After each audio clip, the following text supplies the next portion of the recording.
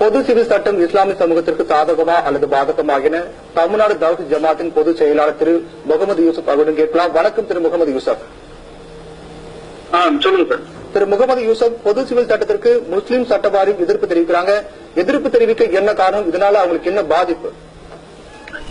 பொது சிவில் சட்டம் என்பது நம்ம நாட்டில் அமையப்பட்டிருக்கக்கூடிய அரசியல் அமைப்பு சட்டத்திற்கு எதிரானது.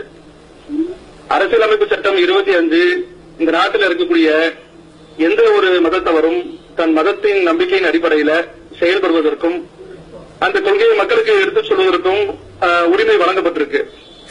இந்த உரிமைகளை பறிக்கும் விதமாக அனைவருக்கும் ஒரே சட்டம் என்கிற RSS உடைய சிந்தனையை பாஜக வந்திருக்கக்கூடிய இந்த 5 ஆண்டு கால ஆட்சி காலத்தில் அவர்கள் இஸ்லாமிய சமூகத்தின் மீது திணிப்பதற்காக இந்த பொது சிவில் சட்டத்தை அவங்க கையில எடுத்திருக்காங்க.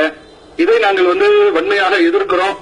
ஒரு காலத்திலும் இஸ்லாமிய சமூகத்தை பொது சிவில் சட்டம் என்கிற ஒரு சட்டத்தின் மூலமாக எங்களை இவர்களால் கட்டுப்படுத்த முடியாது. ஏன் கேட்டா, இஸ்லாமிய சமூகத்தை பொறுத்தவரையில் நாங்கள் குரானின் அடிப்படையிலும் குரானுடைய விளக்கமாக இருக்கக்கூடிய நபிகள் நாயகம் அவர்களுடைய வழிகாட்டுதல் படியும் நாங்கள் செயல்படக்கூடிய ஒரு சமூகம்.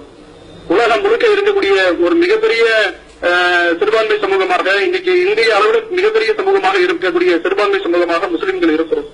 அப்ப இத்தனை கோடி முஸ்லிம்களுடைய உணர்வுகளுக்கு எந்த விதமான மதிப்பும் அளிக்காமல் இந்த நாட்டில் அமையப்பட்டிருக்கக்கூடிய அரசியல் அமைப்பு சட்டத்திற்கு எதிராக சுதந்திரமாக மதத்தை பின்பற்றலாம் என்கிற அந்த சுதந்திரத்தை பறிக்கும் விதமாக மோடியினுடைய அரசு செயல்பட்டுக் கொண்டிருக்கிறது. ஒரு காலத்திலும் இஸ்லாமிய சமூகம் இதற்கு அடிபணியாது என்பதை தெரிவித்துக் கொள்கிறோம். மத்திய அரசு இந்த சட்டத்தின் மூலம் அனைத்து தரப்பு மக்களையும் ஒன்றிணைக்க பாக்குறாங்க. இது நன்மை இல்லைன்னு நினைக்கிறீங்களா?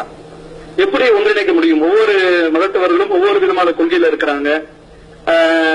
இப்ப இது இஸ்லாமிய நாடாக இருந்ததுன்னு சொன்னா இந்த நாட்டில் இருக்கக்கூடிய இந்து சமுதாய மக்கள் இந்த நாடை விட்டுடுவோம். பாகிஸ்தான் என்பது நமக்கு அண்டை நாடாக இருந்தாலும் இன்னைக்கு எதிரி நாடாக பார்க்கப்படுது.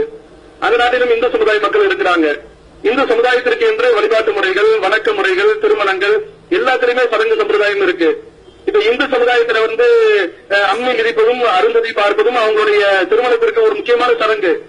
அக்னி சாட்சியாக தான் அவங்க தாடி கட்டுவாங்க, கல்யாணம் முடிப்பாங்க. அது இந்து மதத்தினுடைய ஒரு சடங்கு. இப்ப பாகிஸ்தான் இந்த சட்டத்திற்கு எதிராக பொது சிவில் சட்டம் அத்தனை பேரும் இஸ்லாமிய முறைப்படிதான் நீ திருமணம் முடிக்கணும் அப்படின்னு சொன்னா இந்து சமுதாய மக்கள் ஏற்றுப்பாங்களா? ஒரு இஸ்லாமிய நாட்டில் இது மாதிரியான சட்டத்தை ஏற்படுத்தி இஸ்லாமிய சட்டத்தை பிற சமூக மக்களுக்கு மத்தியில் திணித்தார்கள் என்று சொன்னால் இங்க இருக்கக்கூடிய பொதுநலவாதிகள் என்று பேசக்கூடியவங்க சன்பரிவார கூட்டம் அதை ஏற்றுக்கொள்ளுமா? யாருமே ஏற்றுக்கொள்ள மாட்டார்கள். இது ஒட்டுமொத்தமாக மனித குலத்திற்கு எதிரான ஒரு சட்டம். ஒவ்வொருவருக்கும் ஒவ்வொரு விதமான நம்பிக்கை இருக்கக்கூடிய நேரத்தில் அந்த நம்பிக்கைக்கு எதிராக நாங்கள் திணிப்போம். உங்க மதத்தின்படி நீங்க திருமணம் செய்யக்கூடாது. என்ன இஸ்லாமிய தனியார் சட்டத்தில் எங்களுக்கு என்ன அதிகமான உரிமை கொடுக்கப்பட்டிருக்கு? நாங்கள் திருமணம் முடிக்கலாம் எங்களுடைய நம்பிக்கைப்படி. நாங்கள் என்னுடைய இஸ்லாமிய சட்டத்தின்படி நாங்கள் விவாதத்தை வச்சுக் கொள்ளலாம். எங்களுக்கு அது உரிமை கொடுக்கப்பட்டிருக்கு. எங்கள் சொத்துக்களை எங்களுடைய பிள்ளைகளுக்கு நாங்கள் எப்படி பிரித்துக் கொள்ளலாம் என்று குர்ஆன் சொல்லுகிறதோ அதன்படி நாங்கள் பிரித்துக் கொள்கிறோம். அப்படி இருக்கக்கூடிய 1-2 சலுகை மட்டும் கொடுக்கப்பட்டிருக்கக்கூடிய இந்த உரிமைகளை கூட நாங்கள் இந்த நாட்டில் இஸ்லாமியர்களுக்கு விட்டு வைக்க மாட்டோம் என்று சொல்லி இவங்க களத்தில் இறங்கியிருக்கிறாங்க. நீங்களே பார்க்கலாம். இப்பதான் பக்ரீத் பண்டிகையின் பொழுது எங்களுக்கு இருக்கக்கூடிய எங்க நம்பிக்கையின்படி ஏழைகளுக்கு கர்ப்பம் செய்யக்கூடிய ஒட்டகத்தை அறுக்கக்கூடாதுன்னு தடை போட்டாங்க.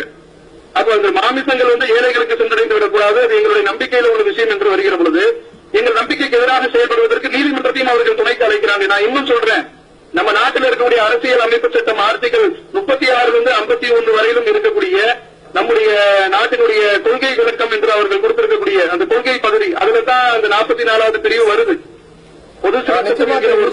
பொது சிவில் சட்டம் இந்தியா போன்ற பன்முக கொண்ட நாடுகள்ல சாத்தியம் இல்லை நினைக்கிறீங்களா? நிச்சயமா சாத்தியம் இல்லை. பன்முகத்தன்மை கொண்ட நாட்டில தான் நிச்சயமாக சாத்தியம் இல்லை.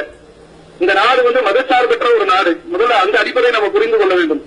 மதச்சார்பற்ற நாடு என்கிற அந்த ஒரு கொள்கையை என்னன்னு கேட்டா, எந்த மதத்தில் உள்ளவர்களும் தங்கள் நம்பிக்கையின் அடிப்படையில் செயல்படலாம். அதே போல நீங்க எடுத்துக்கிட்டீங்க சொன்னா இஸ்லாமிய சட்டத்தை நாங்கள் இங்க இருக்கக்கூடிய முஸ்லிம்கள் முழுமையாக நாங்க எங்கள் சட்டத்தின்படி அனைத்தையும் நாங்கள் செய்வோம் சொல்லிட்டு இங்க மக்கள் யாருமே போர்படி தூக்கவே இல்லை. எங்களுடைய அனைத்து செயல்பாடுகளையும் எங்கள் குர்ஆனில் சொல்லப்பட்டிருக்கக்கூடிய அடிப்படையில நிறையலாய்ப்புடைய வழிமுறைப்படிதான் நாங்கள் இந்த நாட்டில் இருக்கக்கூடிய அனைத்து சிவில்களிலும் கிரிமினலிலும் நாங்கள் அமல்படுத்தி நாங்கள் சொல்லவே இல்லை. இந்த நாட்டினுடைய அரசியல் அமைப்பு சட்டம் துவங்கப்பட்டு அந்த காலகட்டங்களில் எங்களுக்கு கொடுக்கப்பட்டிருக்கக்கூடிய எங்கள் நம்பிக்கையின் அடிப்படையில் திருமணம், விவாகரத்து, சொத்துரிமை ஆகிய 1-2 சட்டங்களில் கூட நாங்கள் உரிமை பெற மாட்டோம் என்று இவர்கள் பொது சிவில் சட்டத்தை இந்த நாட்டில் கொண்டு வருவாங்க சொன்னா பன்முக தன்மைக்கு எதிரானது என்பதுதான் எங்களுடைய வாதம். நன்றி திரு யூசுப். பொது சிவில் சட்டம் குறித்த உங்கள் கருத்துக்களுக்கு நன்றி.